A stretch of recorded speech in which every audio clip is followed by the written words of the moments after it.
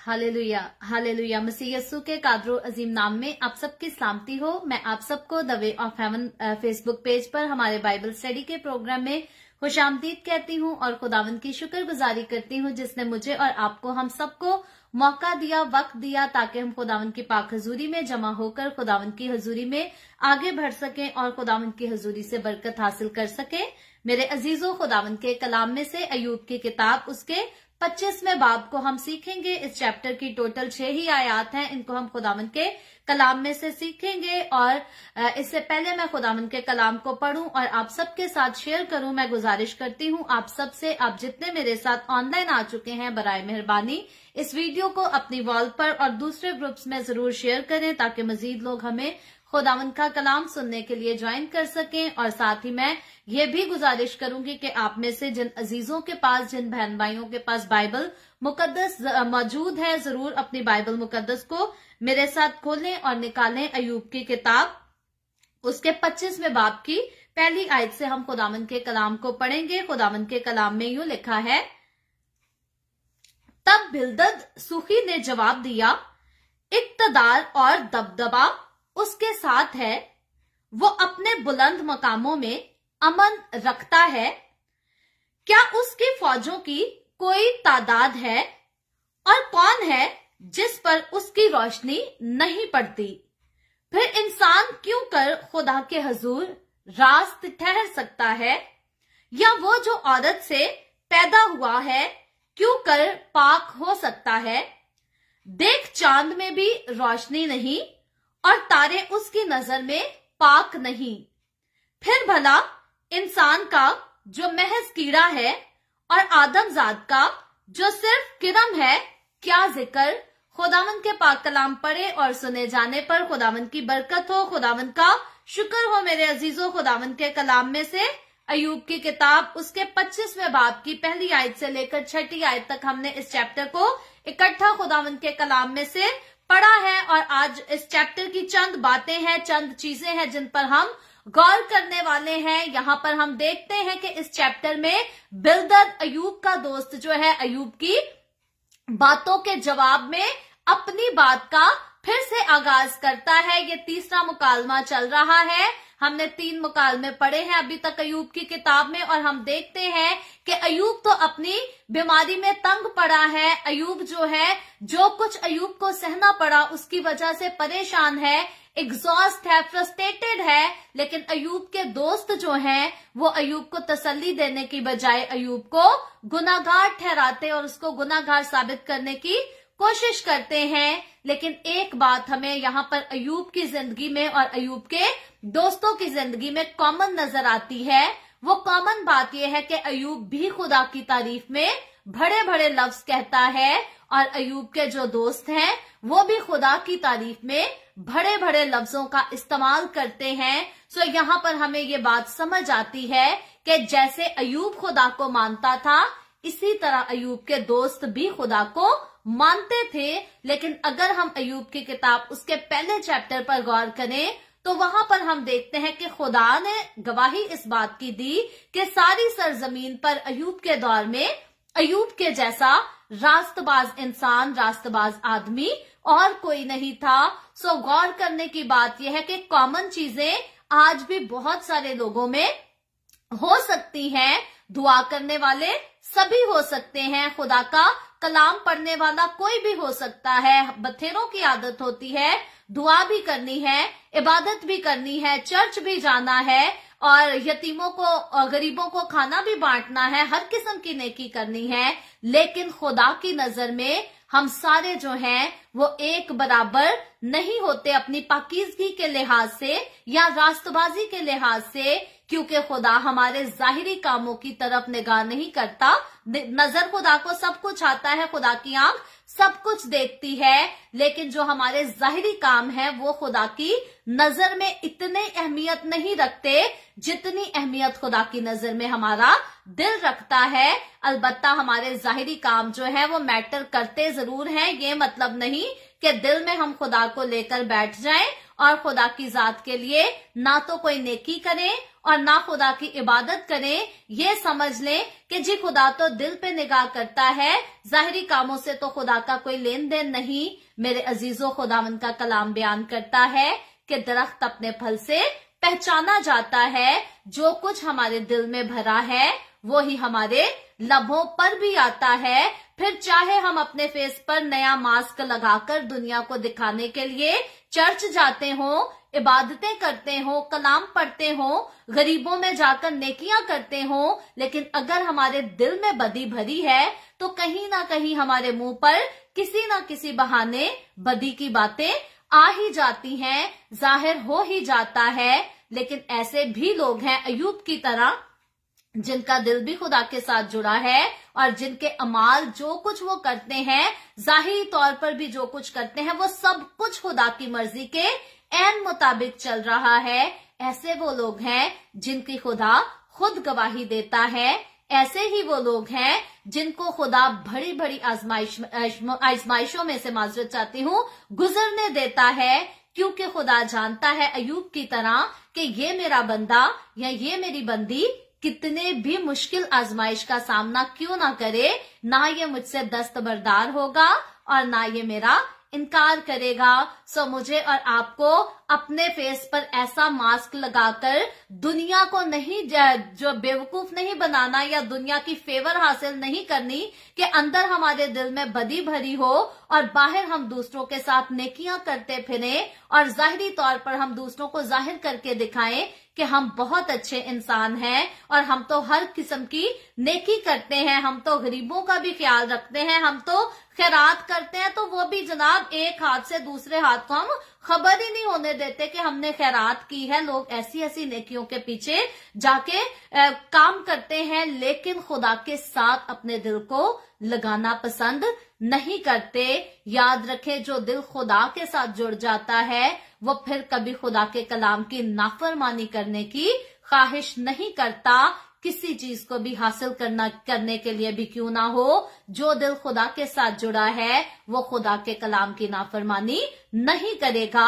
इसी से हम पहचानते हैं कि कौन अय्यूब की तरह खुदा का वफादार है और कौन बिल्दद की तरह खुदा के बारे में बड़ी बड़ी बातें तो करना जानता है, लेकिन उसका दिल अय्यूब की तरह खुदा के साथ नहीं जुड़ा। और बिल्दद खुदा की जात में तो बहुत बड़ी बातें, अच्छी बातें कहता है। आज हम इन बातों पर भी गौर करने वाले हैं, लेकिन अपनी जिंदगी में अगर ये झांझ कर देखे तो हिकमत नहीं है बिल्दद के पास, क्योंकि अगर उसके पास हिकमत होती तो वो अय्यूब की बीमारी के अयाम में, मायूसी के अयाम में कभी अय्यूब को गुनाहगार ना ठहराता, क्योंकि इसके पास अय्यूब के किसी गुनाह का कोई सबूत नहीं था। मैं अक्सर औकात कहती हूँ, अगर तो हमने किसी को अपनी आंखों से देखा है गुनाह करते हुए, फिर तो हम उसे रिमाइंड करा सकते हैं कि मेरे भाई या मेरी बहन देख, तूने किया था, मुमकिन है कि खुदा ने तेरा बदला लिया हो या तुझे सजा दी हो, चल तू तौबा कर ले। लेकिन जिसको हमने गुनाह करते देखा ही नहीं, जिसका के बारे में हम जानते ही नहीं कि इसकी जिंदगी में कोई बदी है या कोई बुराई है, उसके लिए जरूर है कि हम अपने अंदाजे ना लगाएं, झूठी नबूवतें ना करें और ना किसी को बेवकूफ बनाए, ना खुद बेवकूफ बने। किसी पर बेबुनियाद इल्जामात लगाना जो है ये बेवकूफों का काम है। जो हिकमत से मामूर लोग होते हैं, जब तक अपनी आंखों से किसी को कुछ करते ना देख लें, उनकी गवाही नहीं देते। मैंने अपनी जिंदगी में खुदा के कलाम में से इसी बात को सीखा, इसी को अप्लाई किया है। और मैं अक्सर औकात कहती हूँ, जब तक मैंने किसी को खुद अपनी आंखों से कुछ करते ना देखा हो, मैं उसके खिलाफ कभी गवाही नहीं देती। मैं किसी सुनी सुनाई बात के पीछे मैं कभी नहीं जाती, जब तक खुद ना मैं देख लूं कि किसी इंसान ने कोई गुनाह किया है या बदी की है, तब तक मैं उसके हक में बात करना पसंद नहीं करती। सिवाय इतना कह देती हूँ कि खुदा को पता है, खुदा ही जानता है, खुदा ही देखे, खुदा ही इंसाफ करे। लेकिन अगर तो किसी को अपनी आंखों से देखा है तो फिर हम कह सकते हैं बिल्दद ने यहाँ पर अय्यूब को कुछ ऐसा बुरा करते हुए नहीं देखा जिस किस्म की बुरी गवाहियां जो है बिल्दद अय्यूब के अगेंस्ट, अय्यूब के खिलाफ दे रहा है। अलबत्ता आज के चैप्टर में हम देखते हैं बिल्दद जो है खुदा की जात के लिए बड़े अच्छे लफ्जों का इस्तेमाल करता है। बिलदद अपनी बात जो है शुरू करता और कहता है इक्तदार और दबदबा उसके साथ है, वो अपने बुलंद मकामों में अमन रखता है। यहां पर ये बात बिलदद जो है खुदा की जात के लिए कहता है कि इक्तदार और दबदबा जो है ये खुदा के साथ है, खुदा के पास इख्तियार है, खुदा के पास मुकम्मल अथॉरिटी है और खुदा जिस मुकाम पर है वो अपने मकामों में जो है अमन के साथ रहता है। और फिर बिलदद कहता है, सवालिया तौर पर एक बात करता है, शायरी शेरो शायरी के अंदाज में बिलदद ये बातें कर रहा और कहता है क्या उसकी फौजों की कोई तादाद है और कौन है जिस पर उसकी रोशनी नहीं पड़ती। यहां पर हम देखते हैं कि बिलदद बड़ी पते की कमाल की खुदा की जात के बारे में बातें कर रहा और कह रहा है कि उसकी फौजों की तो कोई तादाद है। बेशक खुदा की जो फौजें हैं, फरिश्तगान जो हैं आसमान पर, उनकी कोई तादाद का अंदाजा नहीं लगा सकता। जब हम बुक ऑफ रेवलेशन पढ़े तो बुक ऑफ रेवलेशन के मुताबिक फरिश्तों की जो गिनती यूहन्ना रसूल जिसका जिक्र कर रहा है वो करोड़ों में अरबों में जो है फरिश्तगान नजर आ रहे हैं और उनकी कोई गिनती नहीं कर सकता। अनकाउंटेबल फरिश्तगान हैं जो कि यूहन्ना रसूल को नजर आ रहे हैं रोया में बुक ऑफ रेवलेशन के मुताबिक। सो खुदा के पास आसमान पर जो फौजें हैं वो जो है वो लातादाद है, उनकी कोई जो है गिनती नहीं कर सकता। और फिर यहां पर बिलदद एक और बात कहता है कि कौन है जिस पर उसकी रोशनी पड़ती है। ये भी बिलदद शेर व शायरी के अंदाज में एक सवालिया बात कहता है कि कौन है जिस पर खुदा की रोशनी पड़ती है। आज मैं यहाँ पर चाहूंगी कि मेरे वो सारे बहन भाई अजीज जिन्होंने ऑलरेडी मुझे ज्वाइन किया हुआ है, अगर आपके पास आपके ज़हन में कोई भी आंसर आता है मुझे बताएं कि कौन है जिस पर खुदा की रोशनी पड़ती है। आप जरूर आंसर नीचे लिख सकते हैं। और इसके बाद जो है मैं मुकद्दस मत्ती की मार्फत लिखी गई अंजील उसके 5वें बाब की वर्स 45 को पढ़ना भी चाहूंगी। मेरी और आपकी हम सब की रहनुमाई के लिए मुकद्दस मत्ती की मार्फत लिखी गई अंजील उसका 5वां बाब और उसकी 45वीं आयत। आए मेरे साथ, अगर बाइबल मुकद्दस आपके पास मौजूद है तो मैं गुजारिश करूंगी कि जरूर आप इस रेफरेंस को निकाल सकते हैं। खुदावंद का कलाम ये बेशकीमत का कलाम है, खुदा का ये बड़ा कीमती कलाम है और ये मेरी और आपकी हमारी जिंदगियों को रोशन करता है और ये हमें बाबरकत बनाता है। ये मुझे और आपको अब्दी सुकून और अब्दी तसल्ली देता है। सो मुकद्दस मत्ती की मार्फत लिखी गई अंजील उसके 5वें बाब की वर्स 45 को हम खुदावंद के कलाम में से पढ़ेंगे। खुदावंद के कलाम में लिखा है, ताकि तुम अपने बाप के जो आसमान पर है बेटे ठहरो, क्योंकि वो अपने सूरज को बदों और नेकों दोनों पर चमकाता है और रास्तबाजों और नारास्तों दोनों पर मी बरसाता है। सो खुदावंद का कलाम मुझे और आपको इस बात की गवाही देता है कि खुदावंद की रोशनी, खुदावंद का नूर और खुदावंद का सूरज जो है वो सभी पर चमकता है, नेकों पर भी और बदों पर भी। और हम सिर्फ इस सूरज की बात नहीं कर रहे जो हमें आसमान पर नजर आता है, हम इस दूसरे सूरज से हटकर अगर यीशु मसीह की तरफ गौर करें जो कि जिंदगी का नूर है, जो कि दुनिया का नूर है।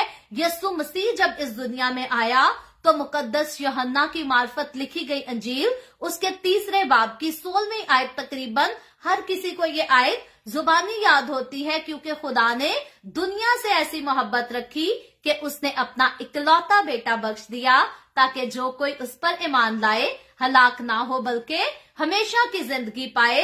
सो सूरज की बात करें या यस्सु की बात करें जो कि दुनिया का नूर है, जो कि अब्दी रोशनी है, जो मेरे और आपके हमारे जीवन को हमेशा के लिए रोशन कर देता है। यस्सु की भी बात करें तो यस्सु मसीह जो है वो पूरी दुनिया के लिए आया। इसीलिए खुदा का कलाम कहता है खुदा ने दुनिया से ऐसी मोहब्बत रखी।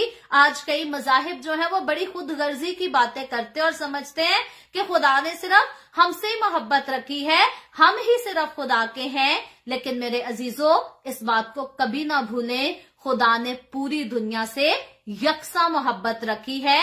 मुबारक है वो लोग जो खुदा की मोहब्बत को जान जाते हैं, समझ लेते हैं और अपने दिल में इसको उतार लेते हैं, यस्सु की मोहब्बत को अपने दिल में बसा लेते हैं और यस्सु की मोहब्बत में ऐसे रच बस जाते हैं कि फिर उसकी मोहब्बत से हटकर दुनिया में और कुछ भी करना पसंद नहीं करते। अलबत्ता खुदा का सूरज, खुदा का नूर जो है ये नेकों और बदों सभी पर चमकता है। और यस्सु जैसा नूर जो है ये जब पूरी दुनिया के लिए आया तो ये इसीलिए आया ताकि मैं और आप हम जिंदगी पाएं और कसरत की जिंदगी पाएं। इससे आगे बढ़कर हम देखते हैं, रोशनी की बात करते हुए बिलदद अपनी बात को आगे बढ़ाते हुए कहता है,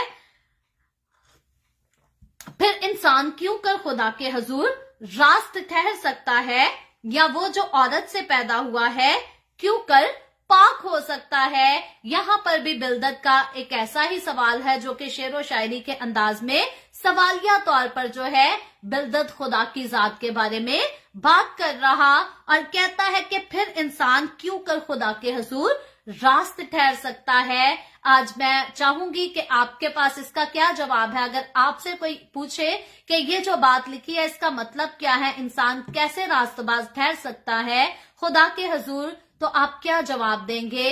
मैं चाहूंगी कि आप में से जिन अजीजों को कोई आइडिया है वो जरूर नीचे कमेंट में शेयर कर सकते हैं, लिख सकते हैं, बता सकते हैं कि अगर हमसे कोई पूछे कि कौन है जो खुदा की हुजूरी में रास्तबाज ठहर सकता है, कैसे रास्तबाज ठहर सकता है, आपका आंसर क्या होगा। आप जरूर अपने आंसर को जो है नीचे कमेंट में शेयर कर सकते हैं। बाकी मैं बुक ऑफ रोमन्स, रोमियो की किताब, उसके 3 बाब की 24वीं आयत को यहाँ पर मेरी और आपकी, हम सब की रहनुमाई के लिए पढ़ना भी चाहूंगी। अगर आपके पास बाइबल मुकद्दस मौजूद है तो जरूर जो है आप मेरे साथ इस रेफरेंस को भी निकाल सकते हैं। Book of Romans chapter 3 verse 24। यहां पर खुदावंद के कलाम में यूं लिखा है, मगर उसके फजल के सबब से, उस मखलसी के वसीला से जो मसीह यस्सु में है, मुफ्त राजबाज ठहराए जाते हैं। अगर ज्यादा आपके पास टाइम हो तो आप ये रोमियो की जो किताब है आप इसके 3 बाब की 21वीं आयत से लेकर अगर 31वीं आयत तक इन 10 आयतों को आप इकट्ठा पढ़ेंगे, आप और ज्यादा क्लियरली इस बात को आसानी के साथ समझ सकते हैं कि वाहिद यस्सु मसीह है जो मुझे और आपको, हम सबको रास्तबाज ठहरा सकता था। अय्यूब के दौर में अभी यस्सु मसीह इंसान का रूप लेकर इस दुनिया में नहीं आया था, इंसान के गुनाहों का कफारा नहीं अदा किया गया था, लेकिन फिर भी हम देखते हैं कि अय्यूब की वफादारी जो थी खुदा के साथ, अय्यूब की कुर्बत जो थी खुदा के साथ, वो अय्यूब को खुदा की नजर में रास्तबाज ठहराती थी। इसीलिए खुदा ने अय्यूब की किताब उसके पहले चैप्टर में फरमाया कि अय्यूब खुदा का रास्तबाज बंदा है। इसके अलावा खुदा ने नूह के लिए भी ऐसी ही बात की, नूह की भी खुदा ने गवाही दी। नूह के दौर में नूह जो था वो सबसे नेक आदमी था, नूह के बारे में तो आप सब जानते होंगे।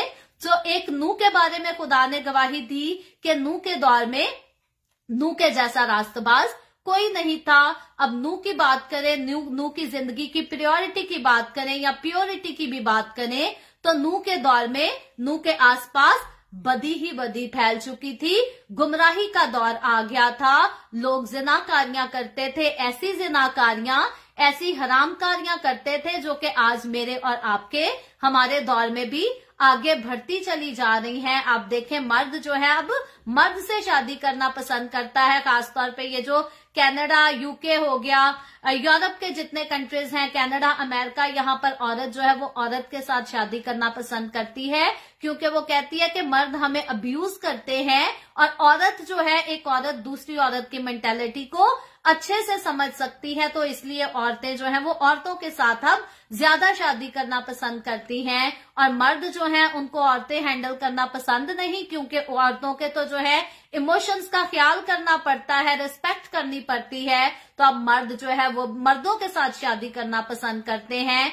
आहिस्ता आहिस्ता चलकर हम देखते हैं कि पाकिस्तान में भी ये ट्रेंड अब आता जा रहा है खुलकर। वैसे तो ये पूरी दुनिया में ये काम जो है शुरू से ही पाए जाते थे, इसीलिए नूह के दौर में दुनिया तबाह की गई थी, लेकिन अब ये काम जो है खुलकर सामने आते जा रहे हैं। और क्योंकि अब सोशल मीडिया की वजह से इन कामों की अनाउंसमेंट ज्यादा होती है, अवेयरनेस ज्यादा होती है, तो अब नई नस्लें जो है वो इसको एक्सेप्ट भी करती है जल्दी से, क्विकली। जैसे कनाडा में तो स्कूल में बच्चों को बाय फोर्स पढ़ाया जाता है कि ये आपका अपना डिसीजन है, ये आपका अपना हक है कि आप अपनी मर्जी से किसी भी जेंडर के साथ मोहब्बत कर सकते हो, शादी कर सकते हो, और यहां तक कि आप अपनी मर्जी से अपना जेंडर भी चेंज करा सकते हो। लड़की जो है वो अपने आप को लड़का बना सकती है, या लड़का जो है वो सर्जरी करा के खुद को लड़की बना सकता है। सो ये बदियां हैं, ये हरामकारी है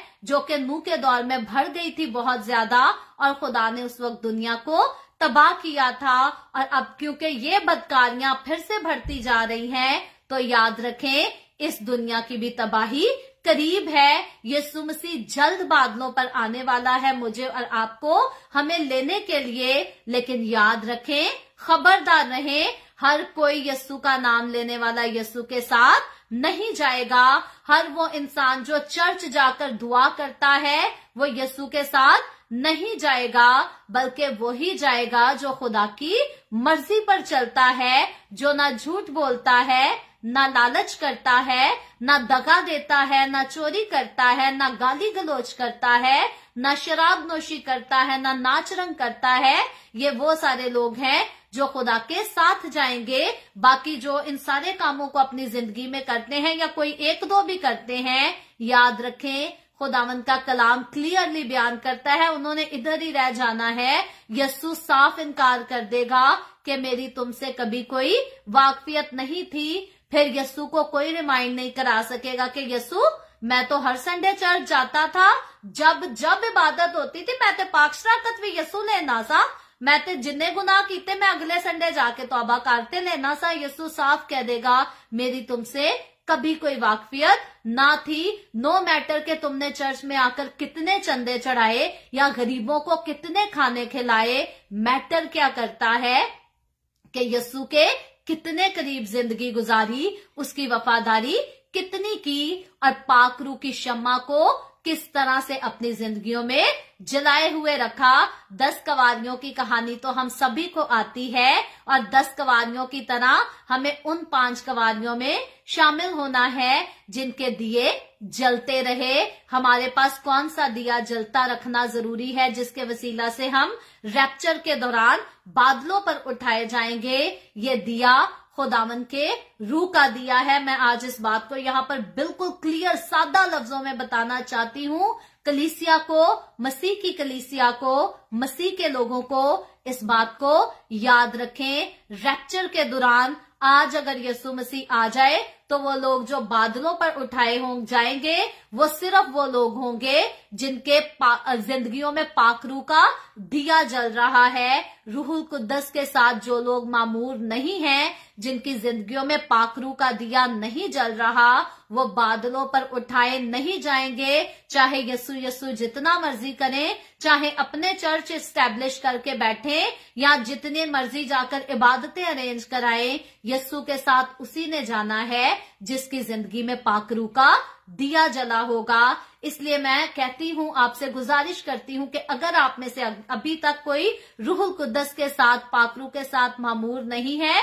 दुआ करें। जैसे खुदा से दुआएं मांगते हैं ना कि यीशु मनु कार दे दे, यीशु मनु गड्डी चाहिए, मनु अच्छी जॉब चाहिए, दुआ करें यीशु मुझे पाक रूह से मामूर कर, मुझे रूहुल कुद्दस चाहिए, मैं होली स्पिरिट को लेना चाहता हूँ। क्योंकि होली स्पिरिट के बगैर, रूहुल कुद्दस की मामूरी के बगैर कोई जिंदा आसमान पर उठाया नहीं जाएगा। सिर्फ वही कवारियां, जो 5 कवारियां जिनके दिए जलते थे, ये वही 5 कवारियां हैं जो रूहुल कुद्दस के साथ मामूर थी। और ऐसे लोग, ऐसी 5 कवारियां जिनके दिए बुझ चुके थे, उनमें वो भी लोग शामिल हैं जिन्होंने रूहुल कुद्दस को हासिल तो किया लेकिन उसकी इज्जत कदर नहीं की। हासिल करके फिर उसको एक जगह रख दिया और फिर दुनियादारी की रंगरलियों में गुम हो गए और दुनियादारी की रंगरलियों में अपनी जिंदगी गुजारते रहे। इन सभी ने इस दुनिया में ऐसे ही रह जाना है, और जिन लोगों की जिंदगियों में खुदा के पाकरू के दिए जले होंगे, उन्होंने 5 जो बेदार कवारियां थी उनके तरह जो है यीशु मसीह के साथ बादलों पर उठा लिए जाना है। और फिर यही लोग हैं जो यीशु के साथ बादशाही करेंगे। हर किसी ने यीशु के साथ बादशाही नहीं करनी। हर कोई जो चर्च जाता या कलाम को सुनता या गीत गाता है, सब ने यीशु की बादशाही में कोई नहीं दाखिल होना। जो मिलेनियम किंगडम है, मिलेनियम किंगडम पर सिर्फ वही दाखिल होंगे जो गाली गलौज नहीं करते, जो झूठ नहीं बोलते, जो दगा नहीं करते, जो चोरी नहीं करते, जो जिनाकारी नहीं करते, जो नाच रंग नहीं करते। ये सारे लोग जो है यीशु मसीह के साथ 1000 साला बादशाही सेलिब्रेट करेंगे। लेकिन वो सब लोग जो ये कुछ करते हैं, इनमें से कोई 1-2 चीज भी करते हैं, याद रखें वो 1000 साला बादशाही को यीशु के साथ सेलिब्रेट नहीं कर सकेंगे, क्योंकि 1000 साला बादशाही सिर्फ उन लोगों के लिए है जो रैप्चर के दौरान बादलों पर जिंदा उठाए जाएंगे। इसके अलावा 1000 साला बादशाही में और किसी ने दाखिल नहीं होना, किसी ने उस बादशाही को सेलिब्रेट नहीं करना। आज हमारा ये टॉपिक तो नहीं था, लेकिन खुदा के रूह की तरफ से, खुदा के रूह की तरफ से ये कलाम है हमारे लिए। जरूर है कि हम खुद भी सीखें, अपनी कम्युनिटी को भी सिखाएं। ये बड़ी काम की बातें हैं। और 10 लोग इस टाइम मेरे साथ लाइव आकर सुन रहे हैं। मुझे बड़ी शर्मिंदगी हासिल होती है जब घिनौने किस्म की वीडियोस होती हैं तो लाखों की तादाद में लोग जो है वो लाइव आकर सुन रहे होते हैं, एक दूसरे को शेयर करते हैं कि आ वे एस पादरी नाल इंज होया, ए पादरी ने इंज कर दिता है। लेकिन जहां पर खुदा के कलाम की सीखने वाली बातें, जहां हमारी रूह के फायदे की बातें होती हैं, वहां चंद ही गिने चुने लोग आते हैं। लेकिन यहां पर भी खुदा के कलाम की बात सच साबित होती है कि तंग रास्ते से कोई कोई दाखिल होता है, क्योंकि तंग रास्ता जिंदगी का रास्ता है। लेकिन वो जो चौड़ा रास्ता जो कि मौत की तरफ लेकर जाता है, उधर बहुत सारे लोग हैं, उधर भीड़ लगी पड़ी है, रश लगा पड़ा है। और वहां के लोग जो हैं खुदा के कलाम को कबूल नहीं करते, खुदा को सुनना भी नहीं चाहते, और कहते हैं ले जहन्नुम भी तो किसी ने पढ़नी है ना, जो जन्नत से सारे जाने जाएंगे तो जहन्नुम से कौन जाएगा। बड़े अफसोस की बात है, कई लोग फख्र के साथ, दिलेरी के साथ ऐसी बातें कहते हुए शराब की बोतलों को अपने मुंह से लगाते और खुदा के कलाम को ठट्ठों में उड़ाते हैं। बेशक ऐसे लोग जो हैं आग और गंधक की झील में झोंक दिए जाएंगे और अब्दी सजा के लायक भी ठहरते हैं, और बेशक ये अब्दी सजा को हासिल भी करेंगे। अलबत्ता हम खुदा के कलाम से सीख रहे हैं कि कौन है जो रास्तबाज ठहर सकता है। हमने सीखा कि नूह था जिसको खुदा ने रास्तबाज का टाइटल दिया। इसके बाद अयूब को खुदा ने रास्तबाज का टाइटल दिया कि अयूब अपने दौर के मुताबिक रास्तबाज है। लेकिन आज मेरे और आपके, हमारे दौर में खुदा किसको रास्तबाज ठहराता है? खुदा उसी को रास्तबाज ठहराता है जिसने खुदावंद यीशु मसीह पर यकीन किया है, जिसने खुदावंद यीशु मसीह को अपनी जिंदगी दी है, जिसने बाप बेटा रूहुल कुद्स के नाम में बपतिस्मा लिया है, जो पाक रूह के साथ मामूर किया गया है। आज खुदावंद का कलाम उन सबको खुदा के रूह के वसीला से, यीशु मसीह के खून के वसीला से रास्तबाज ठहराता है। और जिसे खुदा रास्तबाज ठहराता है, जरूर है कि हम भी उसको रास्तबाज ही जाने, बेवजह उसको नारास्ती के कामों का इल्जाम ना दें, जैसे अयूब के दोस्त यहाँ पर अयूब के साथ कर रहे थे। लेकिन अनफॉर्चुनेटली आज भी खुदा के साथ चलने वालों को ऐसे इल्जामात का सामना करना पड़ता है। लेकिन खुदावंद का कलाम यहाँ पर भी मुझे और आपको तसल्ली देता है कि खुदावंद जो है हर चीज को अदालत में लेकर आएगा, खुदा अपने लोगों का इंसाफ करेगा। और यहाँ तक खुदावंद का कलाम कहता है कि मुबारक हैं वो जो गमगीन हैं, क्योंकि वो तसल्ली पाएंगे। दुनिया के लोग दुनिया की ख्वाहिशात से तसल्ली हासिल कर लेते हैं, वो वक्ती तौर की तसल्ली, मैं उसको कहूंगी झूठी तसल्लियों से दुनिया के लोग जो हैं अपने दिल को खुश करते और कहके मारते, ठट्ठे मारते हैं। लेकिन खुदा के लोग जो हैं, खुदा उनके गम को खुद दूर करता है, खुदा उनको अब्दी तसल्ली और अब्दी इत्मीनान देता है। और खुदा उनकी जिंदगियों को बरकत का बाइस बनाता है, खुशियों का बाइस बनाता है। फिर वो सिर्फ खुद बाबरकत नहीं होते बल्कि दूसरे भी उनके वसीला से बरकत पा रहे होते हैं। मैं खुदावन से हमेशा ये दुआ करती हूँ कि खुदावन मुझे अभी मौत ना आए, क्योंकि मैंने तेरी खातिर अभी लोगों को बचाया नहीं। मेरे पास अभी तो कोई काउंटिंग ही नहीं है कि किसी ने मेरे वसीला से तेरे कदमों में अपनी जिंदगी रखी हो, तौबा की हो, तेरे साथ चलता हो। और मैं खुदावन से हमेशा कहती हूँ कि खुदावन जब मैं इस दुनिया को छोड़ूं तो जरूर खुदावन भीड़ होनी चाहिए जो मेरे वसीला से यस्सु के पास आई हो, जिसने मेरे वसीला से यस्सु को जाना हो, यस्सु को अपना दिल दिया हो, यस्सु को अपनी जिंदगी दी हो। आज ये सवाल मैं आप सब पर छोड़ती हूँ कि क्या आप सबकी ख्वाहिश में ऐसी कभी कोई बात आई है कि हमने भी जाकर लोगों को बचाना है, हमारी वजह से भी कोई यस्सु के पास आना चाहिए। मेरी तो ये बहुत बड़ी ख्वाहिश है कि मेरे वसीला से बहुत सारे लोग यस्सु को जाने और यस्सु को अपना दिल दे सकें, यस्सु को अपनी जिंदगी दे सकें। क्या आपके पास ऐसी ख्वाहिश है? अगर तो है तो फिर याद रखें, इस बारे में दुआ भी करनी है और कोशिश भी करनी है। यस्सु के नाम की मनादी पूरी दुनिया में करनी है। अगर अपने लबों से खुदा का कलाम नहीं भी निकलता तो खुदा के कलाम की वीडियोस जो खुदा के खादमीन के वसीला से आप तक पहुंचती हैं, इनको इतना शेयर करें कि जितने लोग आपके सर्कल में आते हैं वो जरूर खुदावन यस्सु को जान सके, खुदावन यस्सु को पहचान सके और यस्सु को अपनी जिंदगी दे सके।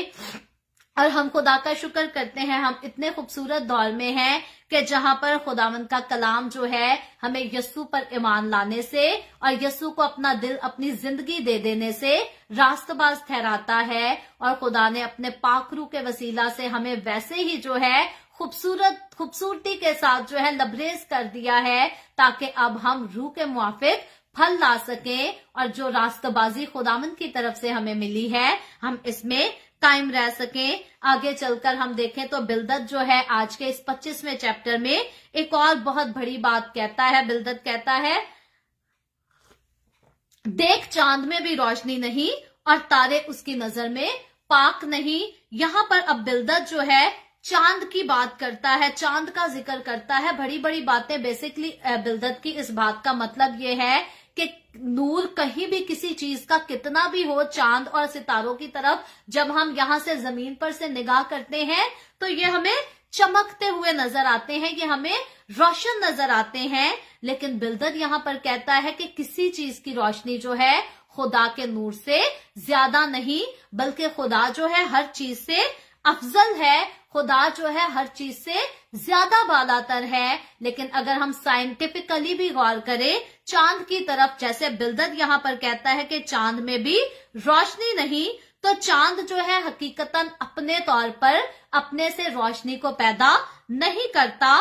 चांद जो है, अगर हम साइंसदानों के मुताबिक हम चांद के बारे में स्टडी करें, साइंटिफिकली हम इसकी स्टडी करें, इसके इल्म को हासिल करें, तो याद रखें कि चांद जो है सिर्फ सूरज की रोशनी को जो है वो रिफ्लेक्ट करता है। रोशनी जो हमें यहाँ से जमीन पर से नजर आती है चांद में, कि चांद बहुत रोशन है, चमक रहा है, ये हकीकतन में जो है ये चांद की अपनी रोशनी नहीं होती, बल्कि ये सूरज की लाइट को जो है वो रिफ्लेक्ट कर रहा होता है। और चांद के को चमकते हुए हम देखते हैं तो हमें अच्छा लगता है, प्यारा लगता है। हम देखते हैं कि बड़ी फिल्मों में भी जो है शायर जो है मौसीकी के दौरान जो है चांद तारों का बड़ा जिक्र करते हैं कि तू चांद से भी खूबसूरत है। अपनी महबूबा को कह रहे होते हैं चांद से भी सोना तेरा मुखड़ा है, चांद से भी सोनी है, तेरे लिए चांद तारों को मैं तोड़ कर ले आऊं, तेरे लिए आसमान से होकर वापस आ जाऊं।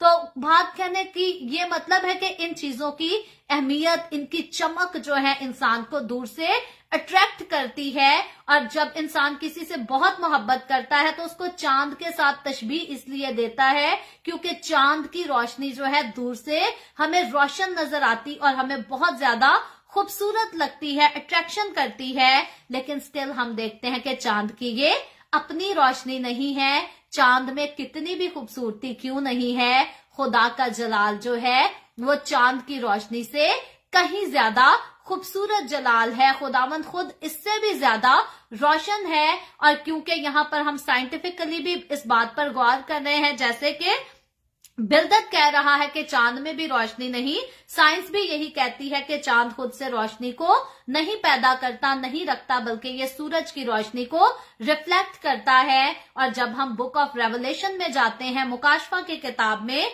तो नया यरूशलेम, जहां पर नए यरूशलेम का जिक्र आता है, तो वहां पर बताया गया है कि जब नया आसमान और नई जमीन होंगे तो फिर रात नहीं होगी, दिन और रात जो है ये बदला नहीं करेंगे, सूरज भी नहीं होगा वहां पर, क्योंकि यस्सु के भर्रे का नूर जो है वो सब कुछ को, हर चीज को जो है हर वक्त हर घड़ी रोशन रखा करेगा। सो यस्सु के नूर को अगर हम गौर करें यस्सु के नूर पर, तो वो चांद जो सूरज की रोशनी को रिफ्लेक्ट करके जो रोशनी हमें दिखाता है, जितनी भी खूबसूरत नजर आती है वो यस्सु के नूर से खूबसूरत नहीं है। या सूरज की अपनी रोशनी को अगर हम देखें तो सूरज की अपनी रोशनी जो है वो भी यस्सु के नूर का मुकाबला नहीं कर सकती, क्योंकि सूरज का तो एक टाइम मुकर्रर है, उसने सर्कल की तरह जो है घूमना है और दुनिया के कभी किसी हिस्से में रोशनी पहुंचानी है और कभी किसी हिस्से में रोशनी पहुंचानी है। और उसके इसी तरह चक्कर काटने के साथ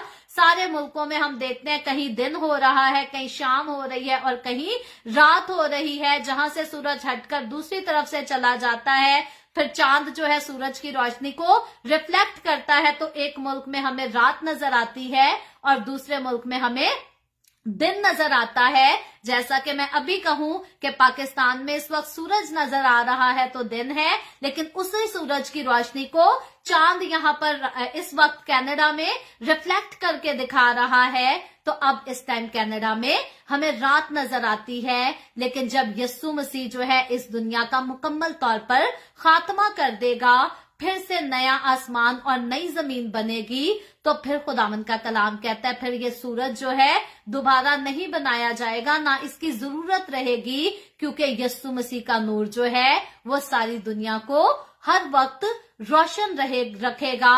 और फिर वहां पर ना तो रात होगी, ना वहां पर रोना होगा, ना वहां पर बीमारी होगी, कोई टेंशन, परेशानी, depression, anxiety, blood pressure, blood sugar, कोई तकलीफ, किसी को कैंसर भी नहीं होगा, किसी को माइग्रेन भी नहीं होगी। इतनी खूबसूरत दुनिया, इतना खूबसूरत जहान खुदावंद मेरे और आपके लिए बसाने वाला है। और हम कौन हैं कि हम दुनिया की जाहिरी चीजों के पीछे, वक्ती तौर की चीजों के पीछे अपनी जिंदगी को क्यों बर्बाद करते हैं? कभी सोचा है आपने, अगर दिल करे झूठ बोलने को, या अगर दिल करे किसी चीज का लालच करने को, या किसी से दगा करने को, कभी आपने सोचा है चंद पल के लिए, कुछ मिनटों के लिए या सेकंड्स के लिए कि यार अगर मैं ये काम कर लूंगा तो वक्ती तौर पर, जाहिरी तौर पर तो मुझे कोई चीज हासिल हो जाएगी, लेकिन उस दुनिया का क्या, वो जो दुनिया खुदा दोबारा से बसाने वाला है, क्या उसमें भी मुझे कोई हिस्सा मिलेगा? क्या उसमें भी मैं जा सकूंगा? मैं एक ऐसे शरीर आदमी को जानती हूं जो कि अपनी जिंदगी में जो जी चाहता है करता चला जाता है, ना गाली गलौज से बाज आता है, ना दूसरी किस्म की बदियों से बाज आता है। और अगर उसके आगे जिक्र करो ना कि तू जन्नत से नहीं जाना, टूट के पड़ता और कहता है मैं तो जाऊंगा जन्नत में।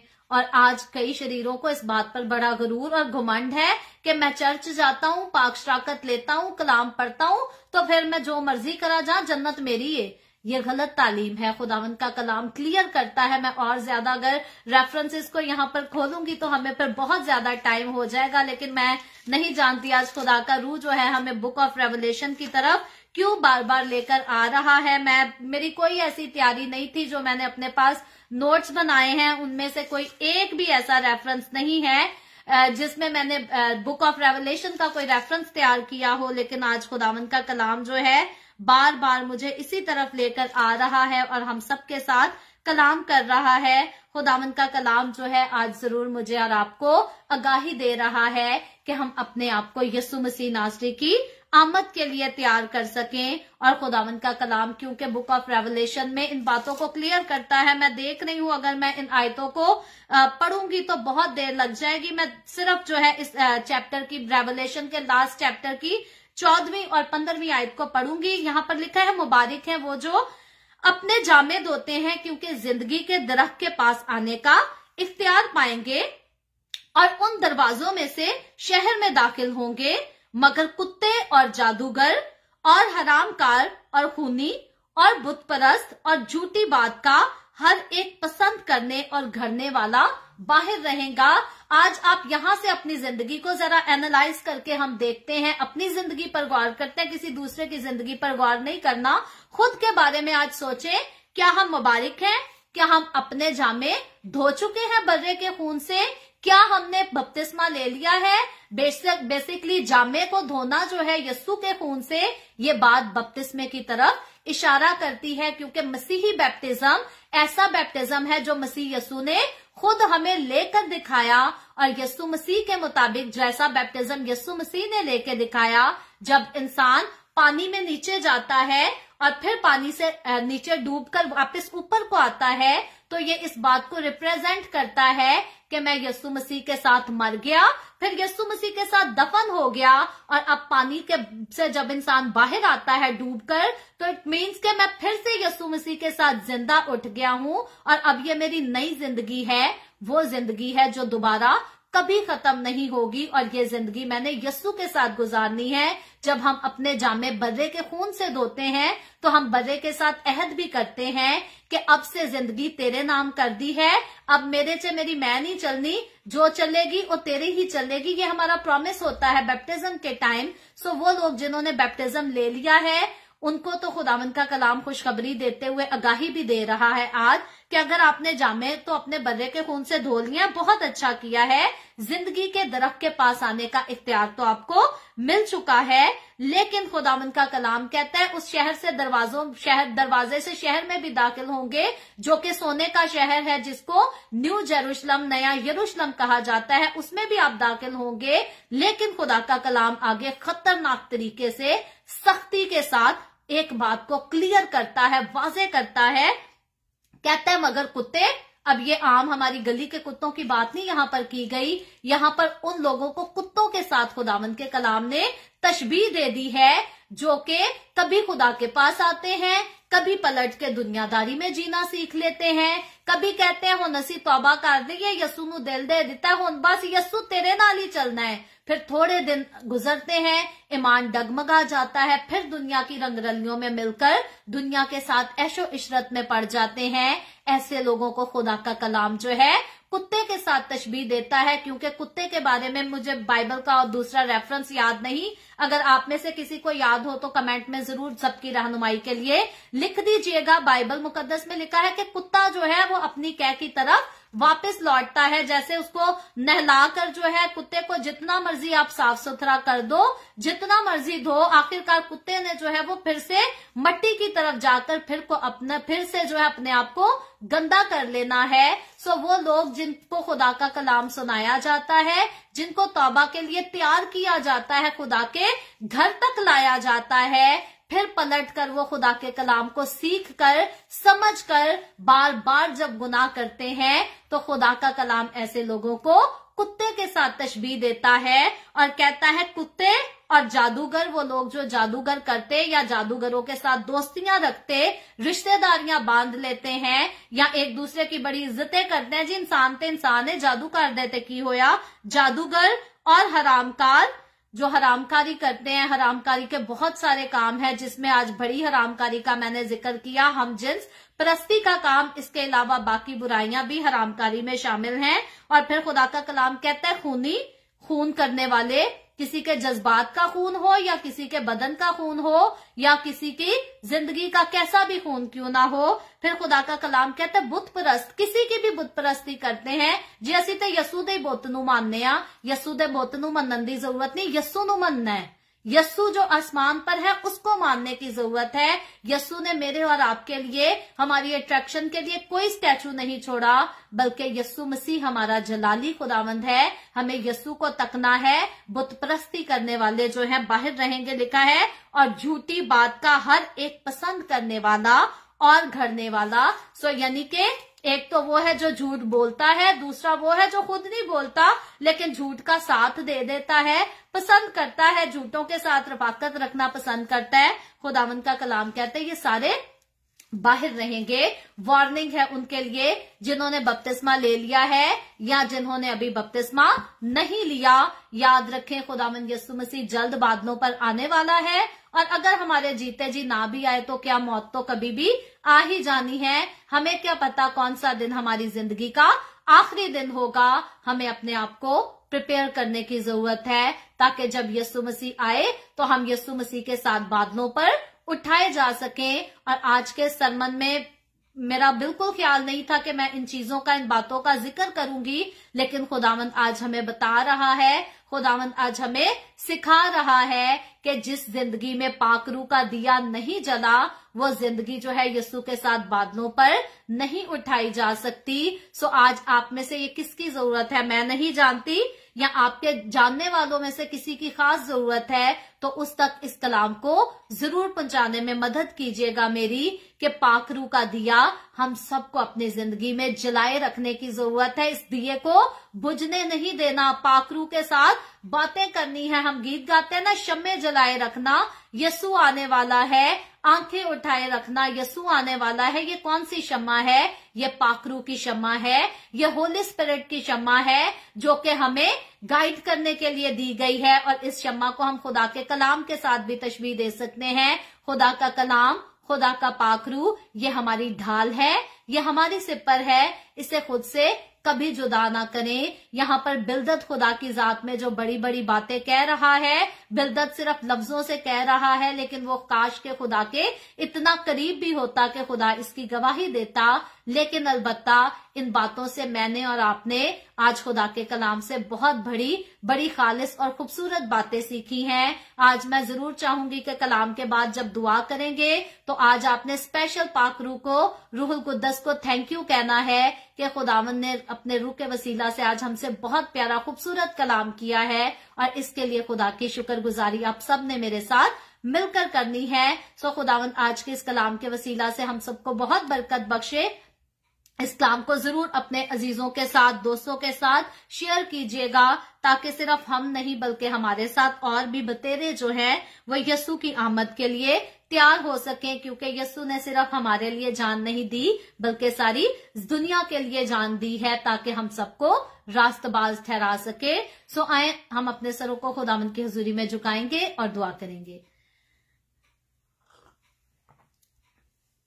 Praise Jesus, hallelujah hallelujah. प्यार से भरे जिंदा आसमानी बाप, मैं तेरे प्यारे बेटे अपने प्यारे खुदाम यीशु मसीह नासरी के नाम में तेरे कदमों में आती हूँ।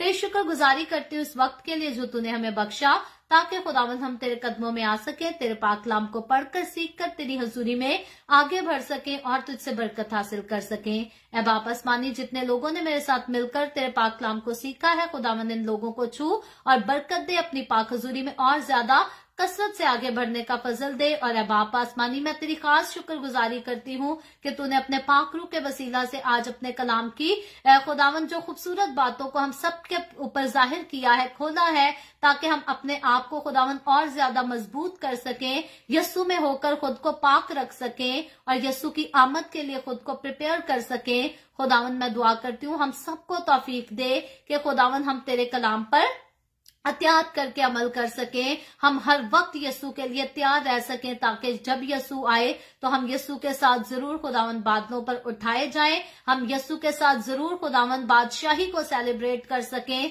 वो बादशाही जो तूने अपने लोगों के लिए तैयार की है, हम जरूर उसमें हिस्सा ले सकें, उसमें शामिल होने वाले हो सकें। ऐ बाप आसमानी, जिन लोगों ने इस वीडियो के नीचे अपनी प्रेयर रिक्वेस्ट लिखी है, मैं तेरी खादमा होते हुए तेरे लोगों की तमाम दरखास्तों को तेरी हजूरी में पेश करती हूँ, तुझसे मिन्नत दरखास्त करती हूँ, अपने लोगों के साथ हो, अपने लोगों को बहुत बरकत दे, अपने लोगों को अपनी हजूरी में और ज्यादा आगे बढ़ा, बड़े बड़े मौजज़ात कर, तमाम तरह की बीमारियों से, दुखों, तकलीफों, परेशानियों से अपने लोगों को बचा, कर्जों की लानत से छुड़ा खुदावन, ताकि तेरे लोग आजाद होकर तेरी शुक्रगुजारी करें, तेरे नाम की गवाही देने वाले हो सकें। मैं तेरे तमाम खादमों को, मुकद्दसीन को, पाकलीसियों को, परस्तारों को तेरी हजूरी में याद करती हूँ। हर एक पर अपना हाथ बढ़ा, सबको छू बरकत दे, अपनी पनाह में लिए रख, अपने जलाल, अपनी गवाही के लिए सबको और ज्यादा कसरत से इस्तेमाल कर।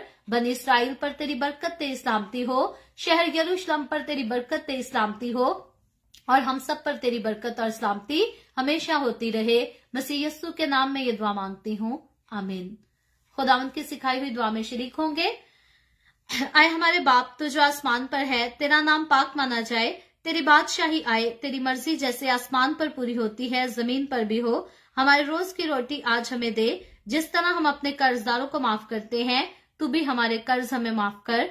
हमें आजमाइश में ना पड़ने दे, बल्कि बुराई से बचा, क्योंकि बादशाही, कुदरत और जलाल हमेशा तेरे ही हैं। आमीन आमीन। खुदावन आप सबके साथ हो, आप सबको बहुत बरकत दे। मेरे साथ हर रोज ऑनलाइन आकर खुदावन के कलाम को सुनने के लिए, सीखने के लिए आप सबका बहुत ज्यादा शुक्रिया। इस काम को जगह जगह शेयर करते रहें ताकि हम सबके वसीला से इंजील की मनादी कसरत से हो सके। सो कल फिर खुदावन ने चाहा तो इसी तरह the way of haven Facebook page पर ऑनलाइन आकर हम खुदावन के कलाम को सीखेंगे। पाकिस्तान के सुबह 8 बजे, इंडिया के सुबह 8:30 बजे और कनाडा टोरंटो टाइम के मुताबिक रात को 10 बजे। आप जरूर खुद भी आए, दूसरों को भी दावत दें ताकि मजीद लोग हमारे साथ मिलकर खुदावन के कलाम को सीखते रहें और खुदावन की हजूरी में आगे बढ़ते रहें। खुदावन आप सबके साथ हो। आमीन।